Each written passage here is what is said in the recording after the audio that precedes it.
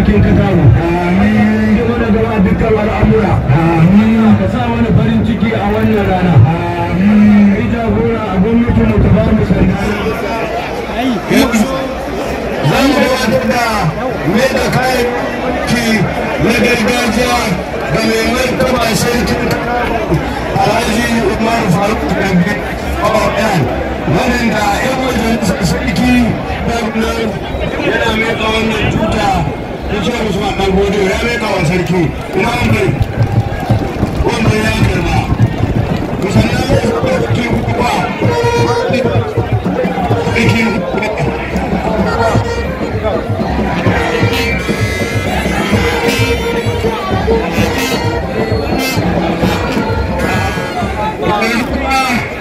liman ya gama nasa sai da ladima Katago Alhaji Usman Mahmud wanda zai ba da alƙur'ani ga mai sarkin Katago. Amin zaki ya karɓi alƙur'ani na malam zaki ya daga ya nuna ya miƙa wa bakwai kuma sai mai girma ma dakin Katago wanda zai ba da wukar yanka Alhaji Abdullahi Babani Muhammad ma dakin Katago zai miƙa wa sarki wukar malam zaki ta yanka duk da ina da Katago. Amin ma daki, amin ma daki, sarki ya karba ya kuma sannan kuma sai Alhaji Aliyu Husaini Oyan makaman Katago shi ne zai bawa sarki takwabin nan na malam zaki wanda ya yi yaƙi da shi. Bismillah makama, bismillah makama, bismillah makama ya karba zai naka wannan zai ya ta masa zai ta masa zai ta masa ya ta takwabin malam zaki wani martaba sarkin Katago ya amsa ya rata sarki ya shiga kayan iko sai ya yi a wani ya fita sarki ya fita shi ne yake ba da kwari da baka bismillah sarkin yaki kwari da baka na bayan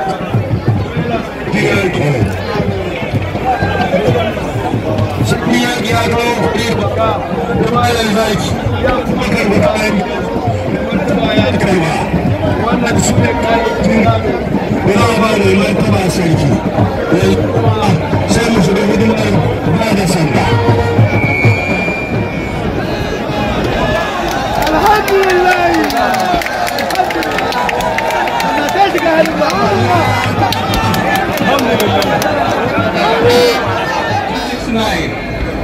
And pass out to the high color.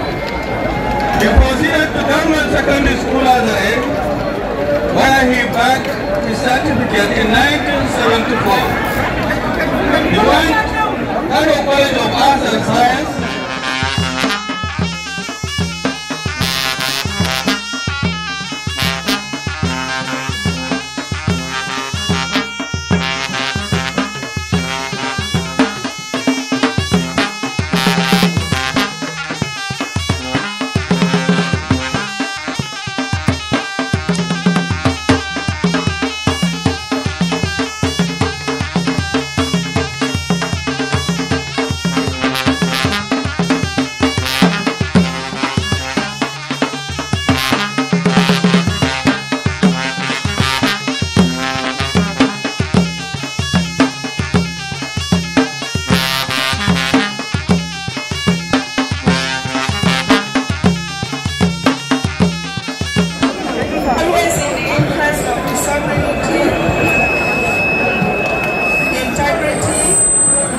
Solidarity, well-being and prosperity of Federal Republic of Nigeria. That I will strive to preserve the fundamental objectives and directive principles of state policy contained in the Constitution of the Federal Republic of Nigeria.